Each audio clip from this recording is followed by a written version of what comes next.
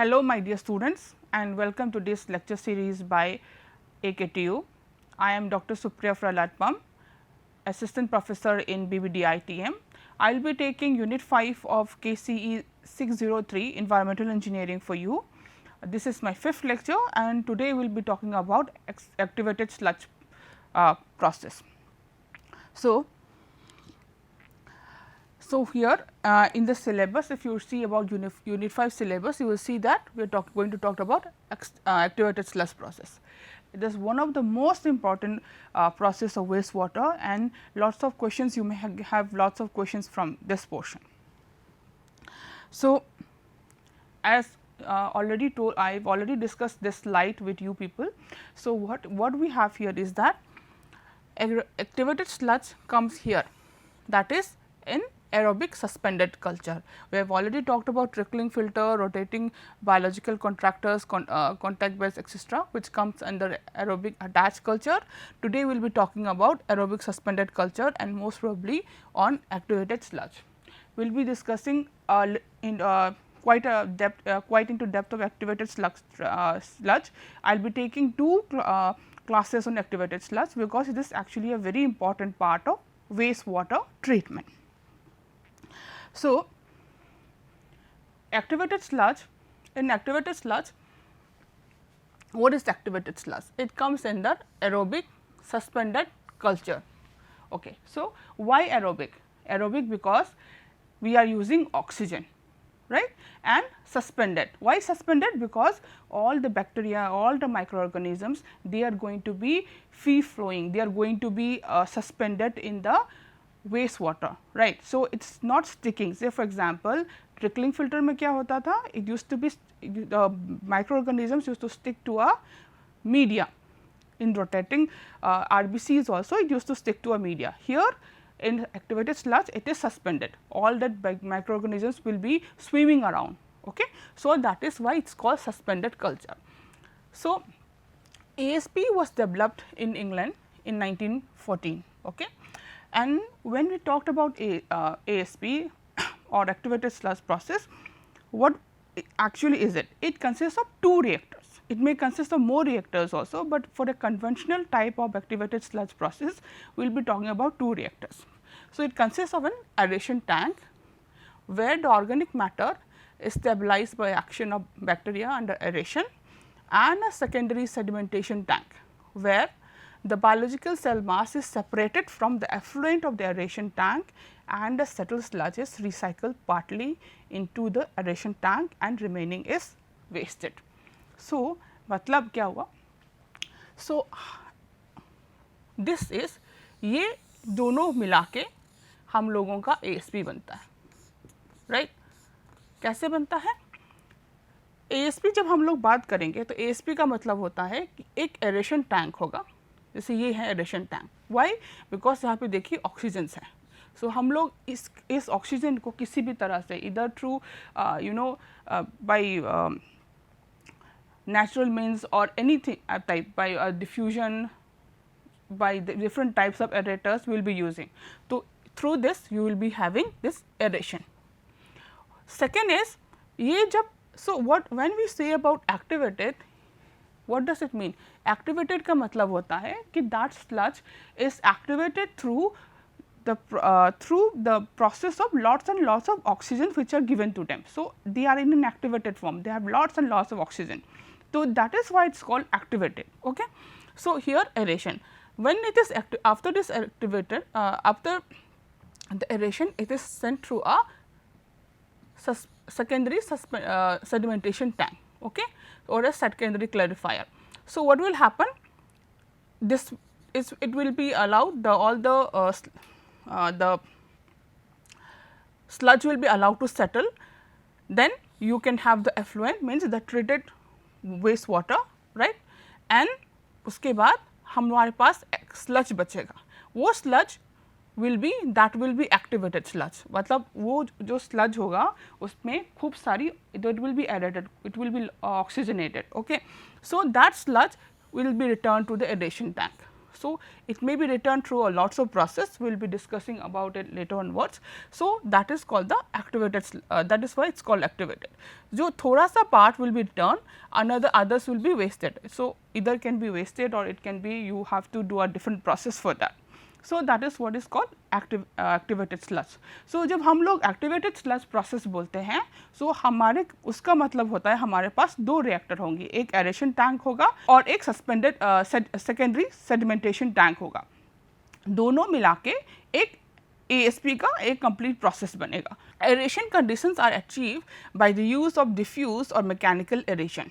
Diffusers are provided at the tank bottom and mechanical aerators are provided at the surface of the water, either floating or on fixed support. So, जब आप aeration करते हैं तो aeration can be done through diffusers, जो bottom के हिसाब से भी या ऊपर से भी पानी में इधर आप यहाँ से ऑक्सीजन प्रोवाइड करें, यहाँ से ऑक्सीजन प्रोवाइड करें, that will be dependent on your design.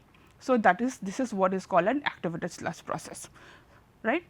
Now, so continuing to activated sludge process.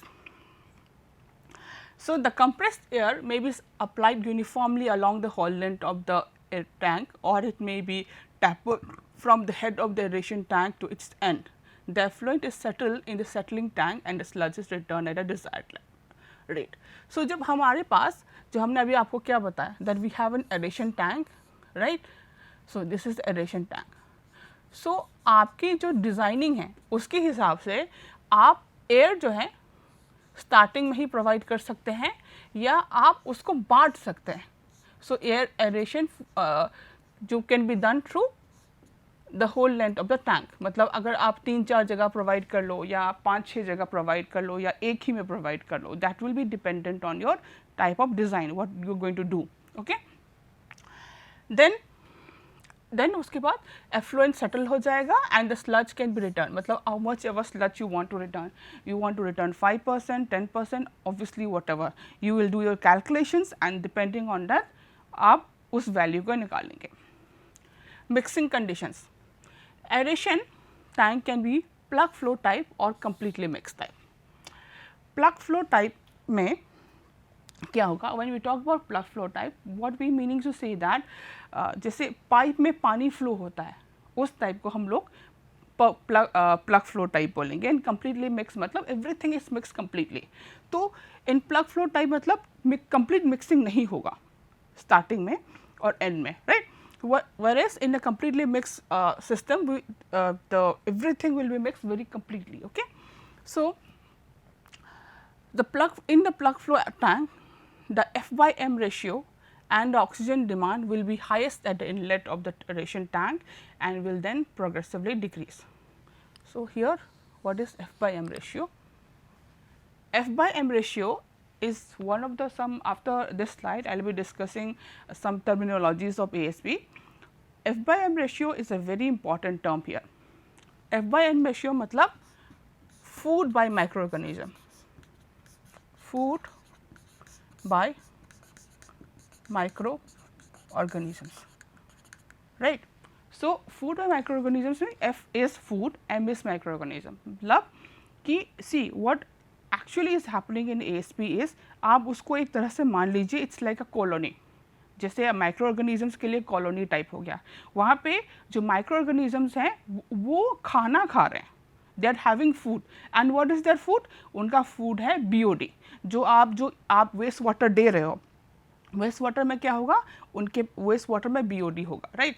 जो वो BOD है वो उनका खाना है. सो how much food, how much BOD is available and how much microorganisms is there, right. अगर ज़्यादा microorganisms होगा तो ज़्यादा food खाया जाएगा, right. So depending on this ratio, आप उस ratio को कैसे maintain करते हैं, that is on depending on your reactor. जैसे for example अगर आपका microorganisms ज़्यादा हो गया and food कम है, right, that obviously उस वाले केस में क्या होगा, आपका F/m ratio will be less. And अगर आपका food ज़्यादा है और microorganisms कम है, then F/m ratio will be higher. So in a plug flow whatever, वो plug flow में generally the reactor will be a longer type like this. Okay, तो food by F/m ratio यहाँ पे जब स्टार्टिंग में oxygen नहीं होगा, मतलब ऑक्सीजनेशन कम होगा obviously the starting, and oxygen demand will be high, यहाँ पे ज़्यादा होगा, and as you go down the reactor the ये F/m ratio and oxygen will decrease. In the completely mixed system, the F/m ratio and the oxygen demand will be uniform throughout the tank. Why? Because it is completely mixed. The flow scheme. Flow scheme में क्या होगा? Sewage addition may be done at a single point at the inlet of the tank, or it may be at several points along the aeration tank. So जब आपका पास ये aeration है, उसके बाद ये आपका है SST, that is secondary sedimentation tank. जो आपका sewage addition है, it can be done only here or it can be done here, apart here and apart here. So for example, अगर मैं 25% करना चाह रही हूँ, यहाँ पे 25, यहाँ पे 25, यहाँ पे 25, यहाँ पे 25, so 100 हो गया, और I may just dump it at here this point. So depending on that, कि obviously this is all going to impact your aeration, मतलब आपकी जो ऑक्सीजन कंजम्पशन है, जो ऑक्सीजन कंजम्पशन मतलब इलेक्ट्रिसिटी हो जाएगा यहाँ पे, राइट, बिकॉज आपको एरेशन के लिए you will be requiring electricity, so उसके कंजम्पशन पे it is going to dependent on that, right. So for example अगर आपका इस वाले पे बहुत, अगर आपको एक साथ डाल दिया आपने तो बहुत सारा वेस्टेज हो सकता है इलेक्ट्रिसिटी का, right. Whereas when we go for this things it may be tapered है, तो क्या होगा हमारा पास, हम लोगों के पास की ऑक्सीजन जो हम लोगों की इलेक्ट्रिसिटी है, it can be conserve, okay, uses कम हो जाएगा. So that will be dependent, वो आपके डिपेंड करेगा ऑन मेनी थिंग्स, लाइक आपकी डिज़ाइन कैसी है, आपका what is the amount of BOD, आपका फूड F/m रेशियो क्या है, एवरीथिंग, वो सब डाल के if we put everything together we can design a good ASP, okay. So settled raw wastewater and the return sludge enter the head of the tank and cross the tank following spiral flow pattern in case of diffuse air aeration, or get completely mixed in case of completely mixed reactor. The sludge return is carried out from the underflow of the settling tank to the aeration tank. The sludge wastage can be done from return sludge or from the aeration tank itself. So say for example sludge will be returned, okay. So such return can be done from, say for example आपने यहाँ पे effluent चला गया, a part of sludge is returned. So this can be taken from here out or it may go back, और यहाँ से भी निकाल सकते हैं. Obviously that will completely dependent on your type of designing you are doing. So but what you have to remember is, आपको क्या याद रखना है कि activated sludge process में you have an aeration tank and a SST और a secondary sedimentation tank, okay. aeration में क्या होगा, आपको aeration, तो aeration बोलेंगे तो obviously we will talk about oxygenation, मतलब आपको जो आपको वेस्ट वाटर है उसको एरेट करना है, उसको आपको ऑक्सीजन देना है किसी भी तरह से. आप किसी भी सरफेस एरेटर हो या नीचे से, अगर जैसे फॉर एग्जांपल एक्वेरियम में अगर आपने देखा होगा तो आप एक्वेरियम में क्या देखते हैं, एक्वेरियम में आप यहाँ पे एक पंप होता है और उस पंप में आप बबलिंग करते हैं oxygen, same thing can be done, that is also a aerator. तो वैसे तरह हो या किसी भी तरह से जो आपको ऑक्सीजन देना है, दैट इज़ द प्रोसेस, तो that can be done. So now let's come to so this is the flow chart of a conventional activated sludge process, okay. ये वाला पार्ट बहुत कंसंट्रेशन के साथ देखिएगा, actually it's very important. See here हमारे पास है aeration tank, okay, it's a reactor, right. Aeration tank का volume है V. What is this MLSS? आप लोग जब आप पढ़ेंगे तो आपको MLSS एंड MLVSS ये दो वर्ड्स आपको दिखाई देंगे. Many people will avoid this, but everyone should know this. What is MLSS? MLSS मतलब इसका नाम है Mixed Liquor Suspended Solids, मतलब जो आपके सस्पेंडेड सॉलिड है ना वही हैं. सिर्फ ये है कि जो आपकी जो वेस्ट वाटर का जो है उसको हम लोग लिकर बोल रहे हैं, so that is will be called mixed liquor suspended solids, right. So this is the concentration of MLSS here. y will be BOD, मतलब अगर y नॉट हुआ तो influential BOD, you know, so y is BOD. सो आपका यहाँ पे क्या है, आप यहाँ पे Q amount of, Q is the flow of the sewage in flow, okay, so Q आ रहा है, उसका BOD है y नॉट. देन एरेशन के बाद व्हाट विल हैपन, एरेशन के बाद आपकी वैल्यू कितनी होगी, ये Q जो आपने भेजा है, और एक रिटर्न स्लज है यहाँ पे QR, which will be return from the secondary clarifier. मतलब जो एक्टिवेटेड स्लज है आपका, जिसमें खूब सारे ऑक्सीजन मिल रहा है आपको, राइट, वो वाला.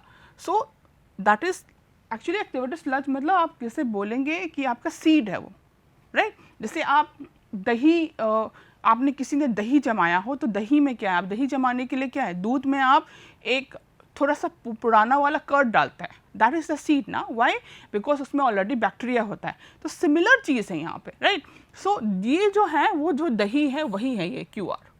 तो ये आया, राइट. ये y BOD y हो गया, x MLSS सेकेंडरी क्लैरिफायर, ये आपका, ये जब आएंगे सेटल हो जाएगा. यहाँ पे आपका एफ्लुएंट चला गया, एफ्लुएंट का XE है, दैट इज MLSS कंसंट्रेशन है XE, BOD of the effluent है YE. उसके बाद ये आपका रिटर्न, और यहाँ पे वेस्टेड जो आपको नहीं चाहिए, right, here. So here if you see, V is the aeration tank का volume in metre cube, Q is the sewage inflow per day, Y naught is the BOD 5 in milligram liters of the influent sewage, XT is the concentration of solids in the influent of the aeration tank, or mixed liquor suspended solids in milligram per liter. QW is volume of wasted sludge per day, that is here. QR is concentration of solids in the return sludge, in the wasted sludge, QR जो आपको नहीं चाहिए वो sludge, and Q is the concentration of effluent in the concentration of solids in the effluent, जो आपका ये है, right. So this is the flow chart. So a part of the return, part of the sludge which is activated is going to be returned to the aeration tank, right. Now before I change, what is MLVSS, जैसे हमने यहाँ पे बोला कि this is mixed liquor suspended solids, mixed liquor suspended solids, same ही है, सिर्फ ये है कि ये जो है V है, ये है volatile, right. So mixed liquor volatile solids, suspended solids, okay. So MLSS means mixed liquor suspended solids, and MLVSS means mixed liquor volatile suspended solids, okay. Now जब आप ASP को डिज़ाइन करेंगे तो some terminologies are there which are very very important for you. That is why I showed you the flow chart before, because it is related now, okay. So जब आप ASP को design करते हैं तो उसके लिए आपको चाहिए एरेशन पीरियड, और also call the hydraulic retention time, right, HRT. Hydraulic retention time तो सबको पता होना चाहिए, मीन्स कितना आप, कितनी देर आपका जो वेस्ट वाटर है वो आपके टैंक में रहेगा, for how many hours it is retain, okay. So the retention period is volume of the tank by rate of sewage inflow in the tank, that is V by Q, right, into 24 hours. This will give you the detention period in hours, right, volume by the discharge, right. Now another is loading rate. Loading rate को हम लोग ASP के time पे we call it by different names, okay. What is the loading rate? The organic matter loading rate applied to the reactor is quantified by kg of BOD applied per unit volume of the reactor per day. मतलब आप कितना BOD reactor को दे रहे हैं per day, मतलब obviously आपके reactor will be in terms of value, अगर आपका ज़्यादा बड़ा रिएक्टर होगा उस हिसाब से आपको पर मीटर क्यूब चाहिए होगा, मतलब 1 मीटर क्यूब रिएक्टर में आप कितने kg ऑफ BOD दे रहे हैं पर day, right. It is also called as the volumetric loading rate, okay. So volumetric BOD loading rate or organic loading will be mass of BOD applied per day to the aeration tank through its influent sewage in grams by volume of aeration tank in meter cube. So this Q into Y naught divide by V। ये Q क्या था? आपका discharge था। Discharge मतलब आपका पास कितना inflow है, आपका जो इन्फ्लुएंट है, आपका जो वेस्ट वाटर इन्फ्लुएंट है कितना है। Say for example that will be in say for example 6 million litres per day, right. So that will be 6 million litres in per day. आपका जो 6 मिलियन लीटर पर डे वाला पानी है उसका BOD कितना है, राइट, ये, right, divide by the volume. कितना वॉल्यूम है आपका रिएक्टर का, right. So this is very easy, right, everyone will understand is Q into Y naught divide by V। Obviously क्योंकि आपको BOD चाहिए, ये वाला BOD आपका सिर्फ एग्जाम्पल दिस इज मान लो जो 2000 है, सो 2000 मिलीग्राम पर लीटर, राइट। तो आपको उसको कन्वर्ट करना है उस इन्फ्लुएंट के लिए। कितना इन्फ्लुएंट है आपका, 6 मिलियन लीटर्स हैं या 7 मिलियन लीटर्स हैं या 10 मिलियन लीटर पर डे हैं, what ever, right. Now the third point which is very important is called the food to microorganisms ratio। ये हम ऑलरेडी थोड़ा बार बता चुके हैं आपको। food to microorganisms का मतलब in an unscientific way, how should I tell you is that, see, आप फूड और माइक्रो ऑर्गेनिजम्स का मतलब है, आप मान लीजिए जैसे कि आपको खाना खाना है, you are the microorganisms, imagine करिए ये। तो ये क्या होगा, आपको खाना खाना है, right. So you are given, आपका खाना क्या है, आप हो ये माइक्रो ऑर्गेनिजम्स और आपका खाना है फूड, राइट। सो अगर आप माइक्रो ऑर्गेनिजम्स होंगे तो आपका फूड क्या होगा, आपका फूड होगा आपका BOD, राइट, ठीक है। So here when you are talked about food to microorganisms ratio, F/M ratio is daily BOD applied to the aerator system in grams। कितना खाना दे रहे हैं आप, क्यों खाना दे रहे हैं, क्योंकि ये BOD आपके लिए खाना है, माइक्रो ऑर्गेनिजम्स के लिए खाना है। And total microbial mass in the system, कितना माइक्रोब्स है। जैसे फॉर एग्जांपल आप मान लीजिए 2 सिस्टम है, 2 ग्लास है आपके पास, 2 सिस्टम, एक A है और एक B है मान लीजिए। तो अगर इसमें कम BOD होगा, लेस BOD, मान लीजिए इसकी BOD है 1000 और मान लीजिए इसकी BOD है 5000, ओके। इसमें भी सेम अमाउंट ऑफ बैक्टीरिया है और इसमें भी सेम अमाउंट ऑफ बैक्टीरिया है, तो क्या होगा, A के पास कम खाना होगा, तो क्या करेंगे, तो ये करेंगे कि A की जितनी भी बैक्टीरिया हैं, आप मान लीजिए इसमें 100 बैक्टीरिया है और इसके पास भी 100 बैक्टीरिया है, ठीक है, 100। तो ये 100 जो है ये 1000 को खाएगा और ये 100 जो है ये 500 को खाएगा। So what is happening in A, that 100 microorganisms is going to fight for the 1000। उनके पास खाना कम है तो क्या करेंगे, जब खाना आपके पास कम होता है लोग क्या करते हैं, दे स्टार्टेड फाइटिंग, राइट। तो उनको क्या होगा, दे आर वेरी एक्टिव, बहुत ज़्यादा एक्टिव होते हैं, उनको खाना चाहिए होता है जल्दी जल्दी। देन दे स्टार्ट कि आपके जो पास वाले हैं उसको भी आपने you started kicking him whatever, right. In case of B whatever, A 100 के लिए they have 5000, right. So they have ample food, तो इनकी so they have no competition, so they are very lazy, right.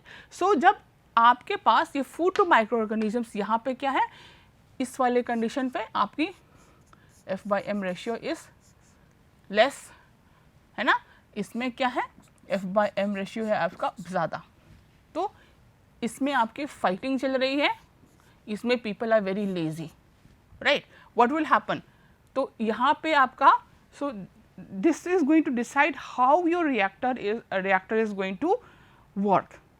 So lower F/M ratio will give higher BOD removal. The F/M ratio can be varied by varying ml/VSS concentration in the aeration tank. तो आपको lower करेंगे तो आपकी working अच्छा होगा। लो करना भी ऐसा भी नहीं कि एकदम आपका बैक्टीरिया ही मर जाएंगे, but if you have a low F/M ratio, what will happen, your bacteria is going to work at an optimal level, they are going to work their best, क्योंकि उनको खाना चाहिए। So I am competing with, मतलब I am competing with many people for food, okay, and the when your F/M ratio is high, there is no competition, आपको भी मिल रहा है, आप काम करेंगे तो भी खाना मिल रहा है, आप नहीं काम करेंगे तो भी खाना मिल रहा है, तो आप खाने के लिए क्यों फाइट करेंगे, right. So that is why F/m ratio बहुत बहुत इम्पॉर्टेंट है ASP के लिए, राइट. सो आपको यहाँ पे क्या याद रखना है, आपको सिर्फ 2 चीज़ें याद रखना है बहुत अच्छी तरह. F/m ratio when I say you should remember it is food by microorganisms, food. Okay. So आप जो फूड है वो आप बैक्टीरिया के लिए क्या है, वो फूड है आपका BOD. ठीक है. सो कितना BOD है, कितने बैक्टीरियाज के लिए. Since your bacteria you can not count, bacteria को आप 1 2 3 4 करके काउंट नहीं कर सकते, इसलिए हम लोग क्या करते हैं, वी मेजर इट इन मास, कितना है. जैसे फॉर एग्जांपल 1 ग्राम में इतने बैक्टीरिया है, right. Now another thing is important, some another very important topic is solid retention time or mean cell residence times or sludge age. What is the meaning of this? The performance of the ASP in terms of organic matter removal depends on the duration for which the microbial mass is retained in the system. The retention of sludge depends on the settling rate of the sludge in the SST. मतलब कभी कभी क्या होता है, short circuiting जिसको बोलते हैं, जो आपकी जो एरेशन टैंक में बहुत देर रह नहीं पाते, कोई चीज़ें अब जल्दी निकल जाती है, उस समय पे you have this problem. So retention time sludge depends on the settling rate of the sludge in the SST. If sludge settles well in the SST, proper recirculation of the sludge in aeration tank is possible and this will help in maintaining the desired SRT in the system. Otherwise, if sludge has poor settling properties, it will not settle in SST and recirculation of sludge will be difficult and this may reduce the SRT in the system. Hence, so for example, so आपका जो SRT है या उसको हम लोग sludge HB बोलते हैं, इसको हम कैलकुलेट करते हैं. It's a very important thing, ये UPSC के एग्जाम्स में बहुत बार आता है. Mass of suspended solid that is MLSS in the system by mass of solids leaving the system per day, right. So sludges is mass of suspended solids in the system by mass of solids leaving the system per day. ये approximately is this value. You should check it out in the book so that you can see this derivation, right. VXT divided by QW into XR. Okay. Now, there are some important points for ASP again here. One is called sludge volume index, another is the quantity of returned sludge. When I talked about sludge volume index, what is the meaning of this is the quantity of the returned sludge is determined on volumetric basis, right. So how do you calculate it? Sludge volume index is the volume of the sludge in ml for 1 gram of dry weight of suspended solids measured after 30 minutes. So अगर आप कैसे major करेंगे कि एक 30 minutes के लिए 1 ml of suspended solids को रख देंगे, उसको सेटल करवाएंगे, उसके बाद उसकी कितनी वॉल्यूम है, right, in ml will give the sludge volume index. The usually adopted SVI ranges from 50 to 150 ml per gram. Lower SVI indicates better settling of sludge. The quantity of returned sludge, the sludge return ratio is usually 20 to 50%. जो आप return करते हैं aeration tank के बाद suspended solids में जाते हैं और सस्पेंडेड सॉलिड बोल रहे हूँ, आप एरेशन टैंक के बाद सेकेंडरी सेडिमेंटेशन टैंक में जाते हैं, जहाँ से वो रिटर्न होता है उसको 20 to 50% is return back. The F/m ratio is kept around 0.2 to 0.44 conventional ASP and 0.2 to 0.6 for completely mixed ASP. Now, with this I will finish my lecture. In the next class we will be talking more about ASP. With this I will be ending my lecture with this, and in the next class we will be talking about more about ASP. Thanks a lot students. Thank you.